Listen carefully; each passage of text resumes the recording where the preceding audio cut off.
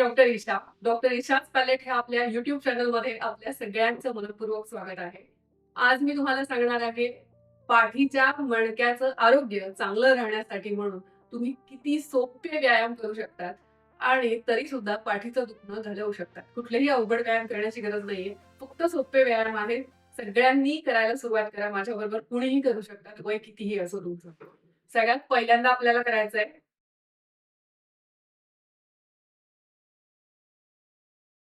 Spine twisting मध्ये काय होतं, की तुमच्या सगळ्या पाठीच्या मणक्यांचा व्यायाम होतो. ह्याच्यामध्ये दोन्ही हात समोर आणि मान समोर नजर असायला पाहिजे.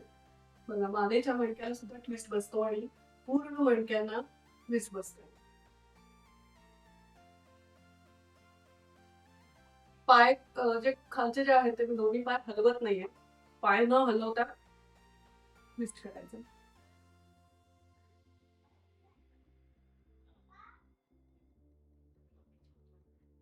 पुढचा मणक्यांचा जो ट्विस्ट आहे त्याच्यामध्ये कमरेवर हात आणि नजर समोर आणि पुन्हा 1, 2. तर आपण हे जे एक्सरसाइज केले ना, त्याच्यामध्ये तुमच्या मानेचे जे मसल आहेत, स्टर्नोक्लेडोमास्टॉइड नावाचा मसल असतो आणि ट्रॅपेझियस मसल असतो, जो शोल्डरला आणि अपर बॅकला असतो. तर जेव्हा तुमच्या मानेला उसण भरते, तेव्हा हे 2 मसल्स तिथे इन्क्लूड असतात, इन्व्हॉल्व असतात आणि जे आपण आता एक्सरसाइज केलं, त्यांनी हे दोन्ही मसल्स रिलीज व्हायला, त्यांचा स्टिफनेस कमी व्हायला मदत होते. पुढचं एक येतं कटी चक्रासन. याच्यामध्ये तुम्हाला पूर्ण मनका जो आहे म्हणजे मोकळा होतो. याला म्हणतो आपण की स्पाइन ट्विस्टिंग. त्याच्यामध्ये पूर्ण मागे जायचं जेवढं जाता येईल. विशेषतः कमरेचे पण ज्यांना त्रास आहेत ना, मानेच्या मणक्यांबरोबर कमरेच्या मणक्यात, तर कंबर थोडक्यात मोकळी होते. जस्ट तुम्ही हा एक्सरसाइज केला तर याच्यामध्ये मी दोन्ही माझ्या पायांमध्ये जेवढं अंतर ठेवलंय खांद्या एवढं.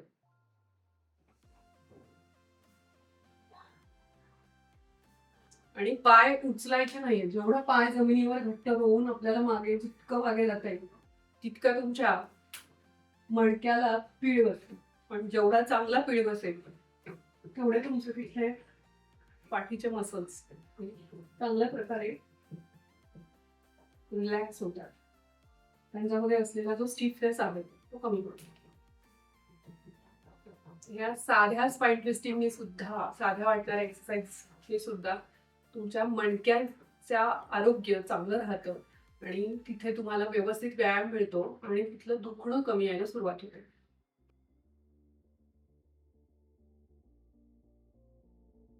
साईड बेंडिंगचं पुढचं वर्जन म्हणजे की अशा प्रकारे कमरेवर एक हात ठेवायचा आणि एक हात पूर्णपणे वरती घेऊन अशा प्रकारे लेफ्ट साइड,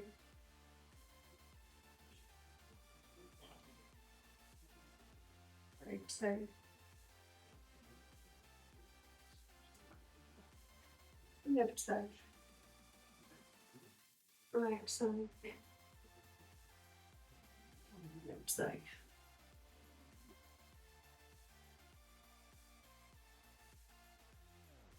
पुढे आपल्याला करायचंय फॉरवर्ड बेंडिंग. त्याच्यामध्ये दोन्ही पायांमध्ये आपल्याला अंतर घ्यायचंय भरपूर. फॉरवर्ड बेंडिंग करताना आपल्याला दोन्ही पायामध्ये जेवढं अंतर तुम्हाला घेता येईल, जेवढं तुम्हाला कम्फर्टेबल आहे तेवढं घ्या आणि त्याच्यानंतर जितकं जास्तीत जास्त खाली वाकता येईल तेवढं खाली वाकायचंय.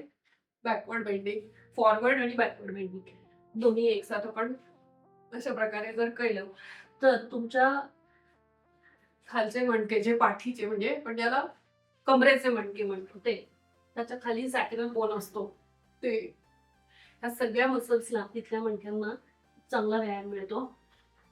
फॉरवर्ड बेंडिंग, बॅकवर्ड बेंडिंग अशा प्रकारे तुम्ही जितकं तुम्हाला शक्य आहे 10 वेळा 20 वेळा एक्सरसाइज केली की कंबर ज्यांची दुखते त्यांना खूप फायदा होतो. व्हिडिओ एकटेच बघू नका, सगळ्यांना शेअर करा जेणेकरून सगळ्यांना याचा फायदा होईल. अशी शास्त्रशुद्ध माहिती घेऊन पुन्हा भेटूया. तोपर्यंत नमस्कार.